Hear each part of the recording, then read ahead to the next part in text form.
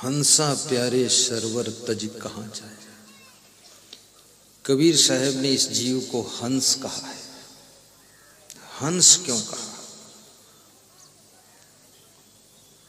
हंस इसलिए कहा है कि हंस सारग्राही होता है।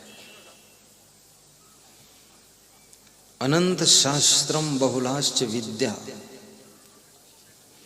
अल्पस्य कालो बहुविघ्नताश्च यत् सारभूतम तदुपासनीयम हंसो यथा क्षीर मीमांबु मध्यात्। अनंत शास्त्र हैं, विद्याएं बहुत हैं, बाधाएं बहुत हैं, समय कम है, तो हंस की तरह पानी और दूध मिक्स हो, हंस उसमें से दूध पी लेता है, पानी को छोड़ देता है। ऐसे ही अनंत शास्त्रों में से सार सार का दूध निकाल कर पी लो और जो पानी जैसा आसार है उसको छोड़ दो, वो हंस है।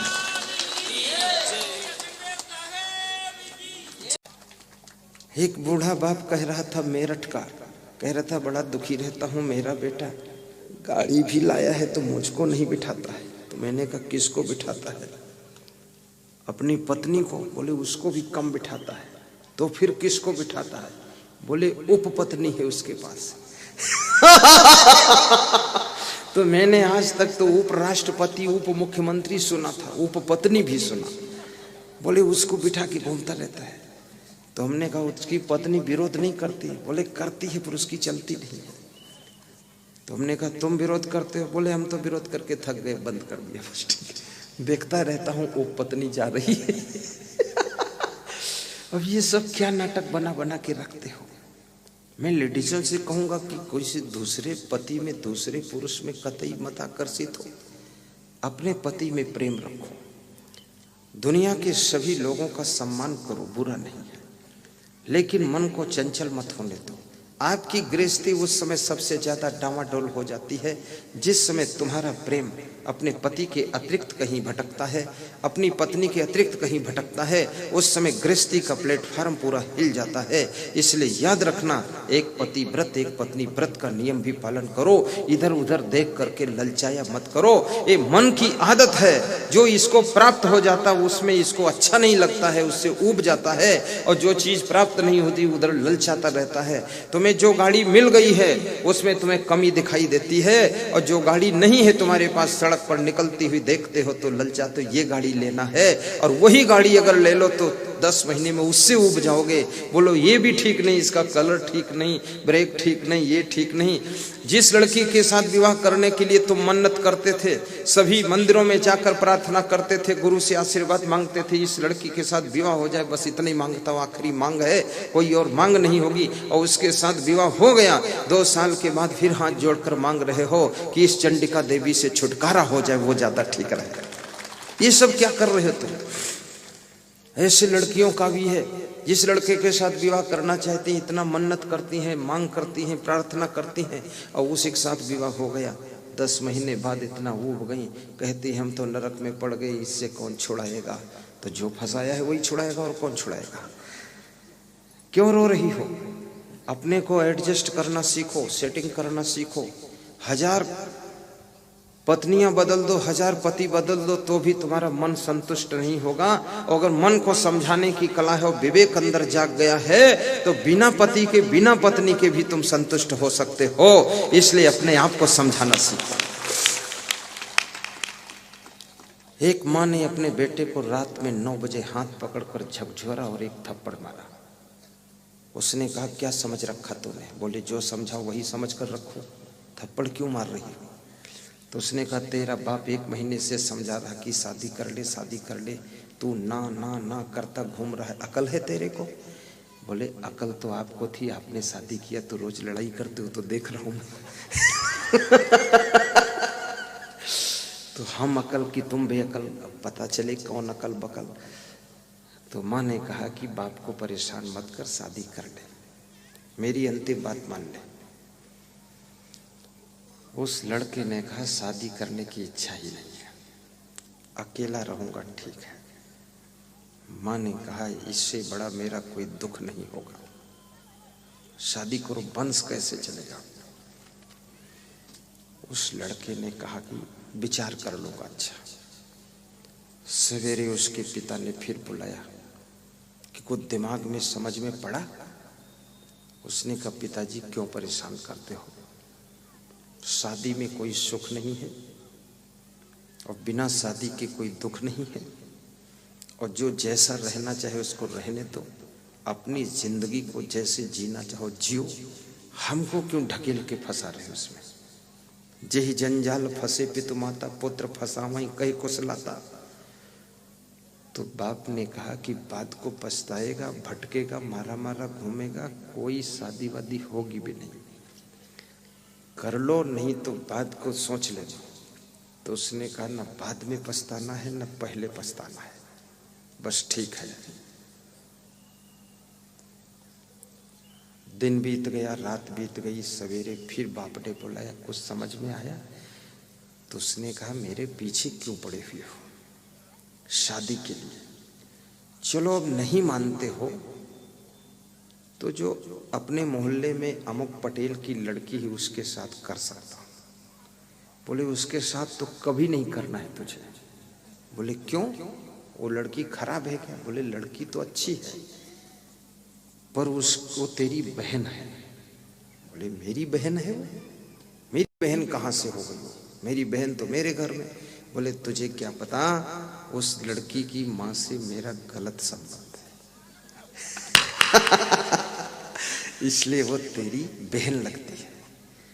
तो उसने पिता के पैर छुए, कहा अब हम सबको बहन ही मान लेते हैं, बस छुट्टी काम कर।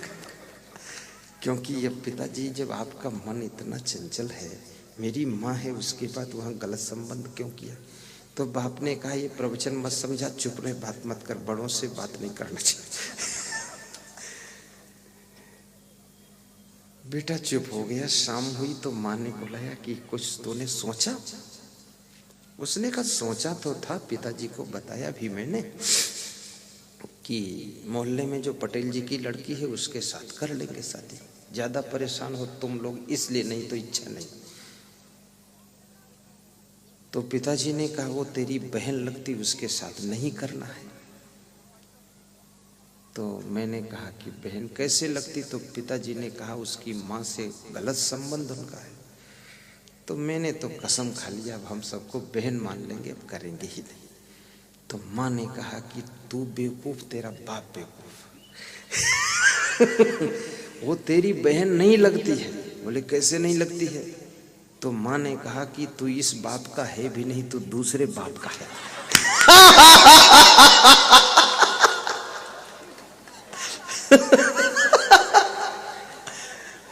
पूरा निपटा के रख दिया, तू कर ले जाकर। अरे बोले मैं नहीं करूंगा वैसे ऐसे खिलाड़ी लोग हैं, क्या सीखोगे, क्या सिखाओगे, क्या करोगे, क्या करना है, थोड़ा सोचो हर तबस्सुम खफा हो गया है, हर तमन्ना जुदा हो गई है। है गमे यार तेरी बदौलत, जिंदगी क्या से क्या हो गई है। तो बाप और माँ दोनों बेटे के पास इकट्ठा होते हैं और एक गीत की कड़ी गा रहे हैं। क्या बेटा गलती तो मुझसे हुई है। माँ कहती है बेटा गलती मुझसे भी हुई है, लेकिन तू मुझसे ज्यादा महान है। भूले से जो भूल हुई, हम किसकी तमन्ना कर बैठे। पछताता है दिल यूं रह रह कर, क्या करना था क्या कर बैठे, पछताता है दिल यूं रह रह कर, क्या करना था क्या कर बैठे, भूले से जो भूल हुई, हम किसकी तमन्ना कर बैठे, पछताता है दिल यूं रह रह कर, क्या करना था क्या कर बैठे, पछताता है दिल।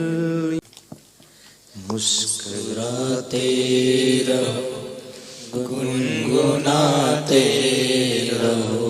मुस्कुराने का अर्थ क्या है? जैसे तुमने कोई लड़की को देखा मुस्कुरा दिया तो 2 थप्पड़ भी खाओगे। हाँ, तो फिर शिकायत मत करना मेरे से कि गुरुदेव आपने कहा था मुस्कुराते रहो 2 थप्पड़ खाओ। अरे चप्पल भी खा सकते हैं। हाँ, कहाँ मुस्कुराना, ये भी विवेक होना चाहिए। बर्तन मांजते समय मुस्कुराओ, खुश होकर काम करो। किचन में रोटी बनाओ, मुस्कुरा कर खुश होकर बनाओ, गुस्सा में नहीं, उलझ कर नहीं, जोश में नहीं, नाराजी में नहीं। झाड़ू लगाओ, मुस्कुरा कर लगाइए। स्नान कीजिए, मुस्कुराते हुए कीजिए। इतनी टेंशन क्यों लेते हो? इतना तनाव में क्यों रहते हो? ये संसार किसका है? किसी का नहीं। कौन इसको लेकर आया? कोई नहीं। लेकर कौन जाएगा? कोई नहीं। यहाँ मिलने वाला क्या है? कुछ भी नहीं। यहाँ खोने वाला क्या है? सब कुछ। पाया क्या यहाँ है? मिट्टी का ढेर। हुआ क्या यहाँ? हम भी मिट्टी के ढेर हो गए। एक झटके में मौत हो गई, सब शून्य हो गया। अहंकार बहुत बड़ा था कि ये मेरा वो तेरा, सब बात खत्म हो गई। किसकी टेंशन, किसकी चिंता? जब तक सांस है तब तक आस है, तब तक विकास है, तब तक प्रयास है। सांस गई सब गया। इसलिए स्नान भी करो, थोड़ा खुश होकर करो। और खुश रहने के लिए ये खुशियां मिलना कोई आसान नहीं। करोड़ों दे दो, खुशी नहीं मिलेगी। करोड़ों दे दो, पूरी धन जमीन लिख दो किसी को तो भी खुशी नहीं दे सकता। और फ्री में खुशी मिलेगी, 1 रुपया खर्च नहीं होगा। कहो तो आज बता दूं, कहो लास्ट दिन बता दूं। हैं? लोग सोचते फोकट मिल रहा तो आज ही ले लो। अभी मैं बोल देता 50-50 रुपया देना पड़ेगा, लोग बोलते लास्ट दिन बताना देगी। अरे मेहतवाड़ा इलाके के लोग बहुत खिलाड़ी है। फ्री का माल तुरंत लाओ। सही बात है। मैं बताता हूं, बिल्कुल अनुभव गम्य बात बता रहा हूं। शास्त्र में लिखी हो न लिखी हो मेरे से मतलब नहीं। अनुभव गम्य बात मतलब जो स्वयं एक्सपीरियंस है मेरा। खुश वही रह सकता है जिसके मन में कोई गलत भावना नहीं होती है। खुश वही रह सकता है जो गलती नहीं कर चुका है। जो गलती कल कर चुका है वो आज खुश नहीं रहेगा, क्योंकि उसकी गलती उसके दिमाग में टंच मार रही है कि मैं किया तो हूं, कोई जानता नहीं है, लेकिन यदि कोई जान गया तो, मेरा नाम आ गया तो, मैं पकड़ गया तो तोता। ये डर, ये भय, ये संकोच उसको खुश नहीं होने देता है। खुशी बनाए रखने के लिए मन निर्मल हो। कबीर साहब ने एक बहुत बड़ी साखी कही है, कबीर मन निर्मल भया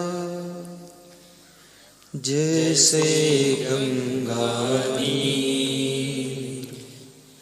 कबीर मन निर्मल भया। कबीर साहब का इसीलिए दुनिया लोहा मानती है। क्यों? क्योंकि उनकी बात बहुत वजन पड़ जाती है।